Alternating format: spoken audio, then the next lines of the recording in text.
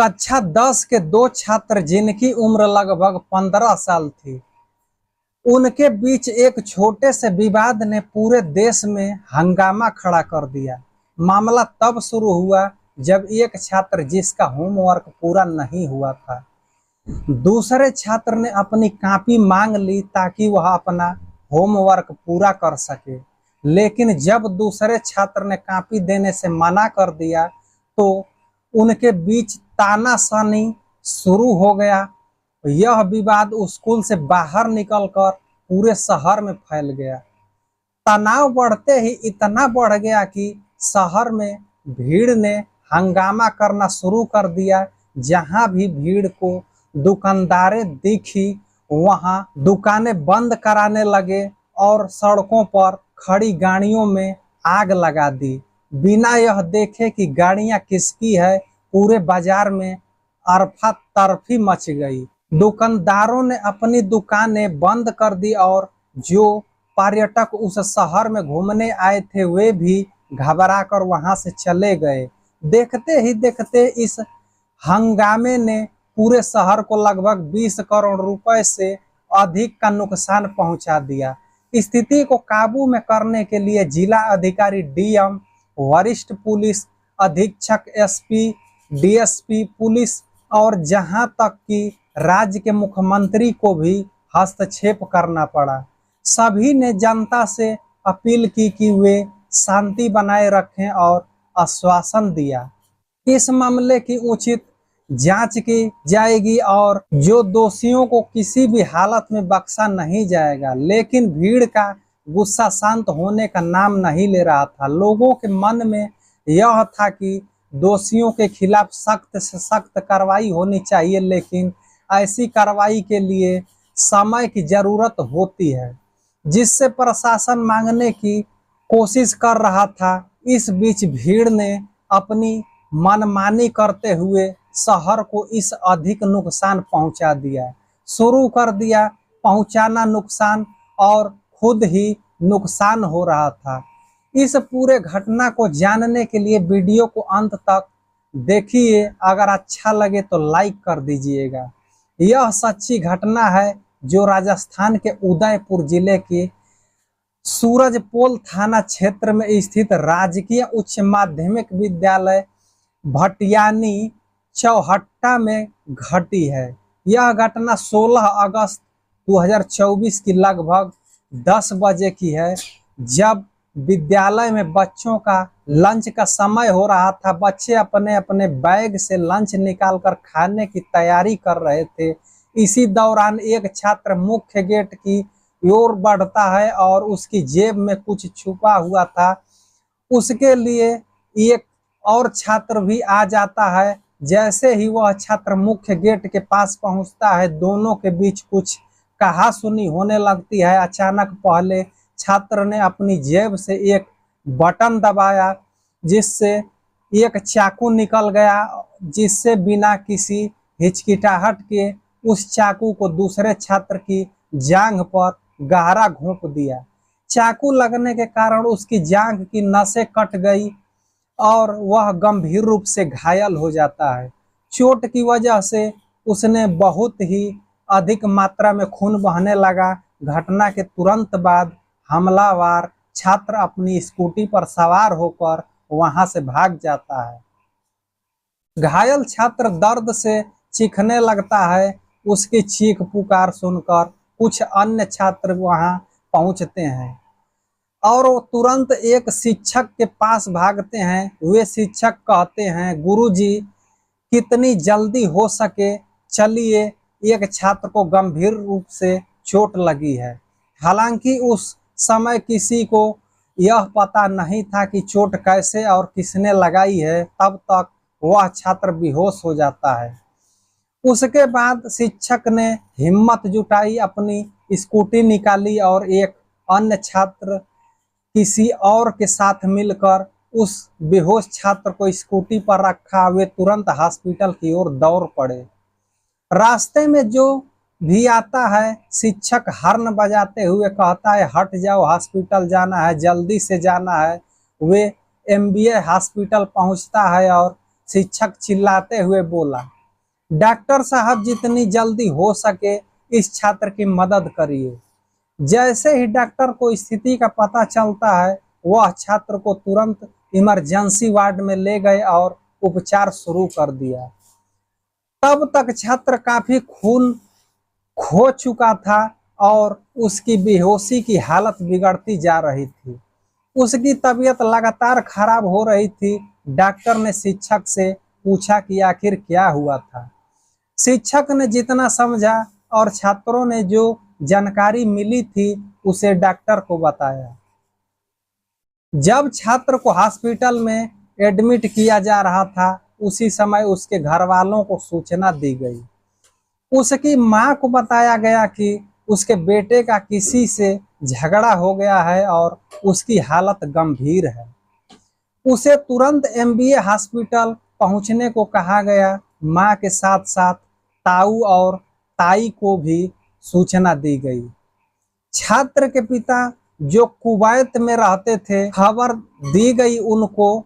वह इस खबर से बुरी तरह परेशान हो गए और किसी भी तरह कुवैत से सीधे भारत पहुंचने की कोशिश करने लगे ताकि अपने बेटे को देख सकें। उनके मन में हजारों सवाल उठ रहे थे और यह एयरपोर्ट पर बार बार चक्कर लगाने की कोशिश कर रहे थे ताकि जल्द से जल्द किसी भी फ्लाइट से भारत पहुंच सकें। उधर माँ, ताऊ, ताई सब बेहद परेशान थे। उदयपुर में नगर निगम द्वारा बुलडोजर कार्रवाई की योजना बनाई जाती है। वन विभाग की टीम भी इस प्रक्रिया में शामिल होती है ताकि यह सुनिश्चित किया जा सके कि उसका बुलडोजर किसके क्षेत्र में चलाया जाए। जैसे ही कार्रवाई की तैयारी शुरू हो जाती है, शहर के लोग शहर में फैल जाते हैं और अलग अलग इलाकों में जैसे चेतक सर्कल, हाथी पोल, अश्वनी बाजार, घंटा घर आदि जाकर दुकानें बंद करने की बात करते हैं। लोगों के आग्रह पर दुकानदार अपनी दुकानें बंद करना शुरू कर देते हैं। हालांकि भीड़ धीरे धीरे उग्र हो जाती है। यह घटना लगभग 4 बजे से 4:30 बजे के बीच की होती है। सड़क के किनारे खड़े वाहनों को बिना यह देखे कि किसका मालिक कौन है, यह आग के हवाले कर दिया जाता है। देखते ही देखते दर्जनों वाहनों में आग लगा दी जाती है। यह मामला सोशल मीडिया पर तेजी से वायरल हो जाता है और उदयपुर की यह घटना पूरे राजस्थान और देश भर में फैल जाती है। उसी समय पश्चिम बंगाल की राजधानी कोलकाता में एक ट्रेंडी डॉक्टर के साथ बलात्कार और हत्या की घटना भी चर्चा में थी। लोग इस घटना के बारे में जानने की कोशिश कर रहे थे, लेकिन उदयपुर की इस घटना ने सबका ध्यान खींच लिया। जांच के बाद पता चला कि यह विवाद 2 छात्रों के बीच शुरू हुआ था जो कक्षा 10 में पढ़ते थे। एक छात्र ने अपना होमवर्क पूरा कर लिया था, लेकिन दूसरे छात्र ने नहीं किया था। जिसने होमवर्क पूरा नहीं किया था उसने कॉपी मंगाने पर कहा कि सुनी उससे कॉपी मांगने पर कहा सुनी शुरू कर दी। यह छोटी सी बात इतनी बढ़ गई कि दोनों छात्रों ने एक दूसरे के परिवार और धर्म पर छींटा कसी कसना शुरू कर दी। जिस छात्र ने होमवर्क पूरा नहीं किया था वह अधिक गुस्से में आया और फिर वह विवाद इतना बढ़ गया कि शहर में हिंसा भड़क उठी। राजस्थान की सरकार ने इस घटना के बाद सख्त कार्रवाई की और उन लोगों को सबक सिखाया जिन्होंने इस घटना को अंजाम दिया था। पुलिस ने इस लड़के और उसके पिता को हिरासत में लेकर पूछताछ शुरू कर दी। पुलिस की जांच में पता चलता है कि होमवर्क को लेकर झगड़ा हुआ था जो बाद में इस गंभीर घटना में बदल गया। हालांकि सोशल मीडिया पर एक और चर्चा शुरू हो गई। चर्चा में कहा जाता है कि आरोपी लड़का और उसका परिवार किराए के मकान में रह रहे थे और यह मकान उनका खुद का नहीं था। उनके बावजूद उस मकान पर बुलडोजर चलाया गया। यह भी बताया गया कि आरोपी परिवार का मकान मालिक से कोई संबंध नहीं था, लेकिन सवाल यह उठता है कि मकान अगर उनका नहीं था तो फिर उसे क्यों गिराया गया। बाद में पता चलता है कि जिस कॉलोनी में यह मकान था वह कॉलोनी अवैध थी, यानी कि अप्रूव्ड कॉलोनी थी। कॉलोनी भले ही 30-40 साल पुरानी हो, लेकिन अगर मकान या दुकान नियमों के अनुसार नहीं बने हैं तो नगर पालिका, डेवलपमेंट अथॉरिटी या संबंधित विभाग द्वारा कार्रवाई की जाती है और मकान या दुकान को आंशिक रूप से गिरा दिया जाता है। लेकिन वह मकान उस परिवार का नहीं था जिसका उसमें दोष था। पुलिस इस मामले की गहन जानकारी उठा रही है, लेकिन उसका असर केवल इस घर पर ही नहीं बल्कि पूरे शहर पर पड़ता है। रक्षाबंधन के त्योहार की तैयारी के बावजूद शहर में हुई अशांति के कारण दुकानें बंद हो गई और कारोबार उठ गए। बताया जाता है कि शनिवार और रविवार की छुट्टी के दौरान आसपास के इलाकों से लोग शहर घूमने आए थे, क्योंकि यह झीलों का शहर है जो लोगों को आकर्षित करता है। लेकिन इस घटना के बाद शहर में बावजूद लोग वहां से निकलने लगे और जो आने लगे थे उन्होंने अपनी यात्रा रद्द कर दी। इसके चलते पर्यटक से होने वाली आमदनी पर बुरा असर पड़ा। शहर में हुई हाल की घटना के बाद कई तरह के सवाल उठ रहे हैं, खासकर आर्थिक नुकसान की भारी को लेकर। बताया जाता है कि इस घटना में शहर को करोड़ों रुपए का नुकसान हुआ है। सवाल यह है कि इस नुकसान की भरपाई कौन करेगा। मुख्यमंत्री योगी आदित्यनाथ द्वारा बनाए गए नियमों के तहत जो भी कोई कानून का उल्लंघन करेगा उसके खिलाफ सख्त कार्रवाई होगी।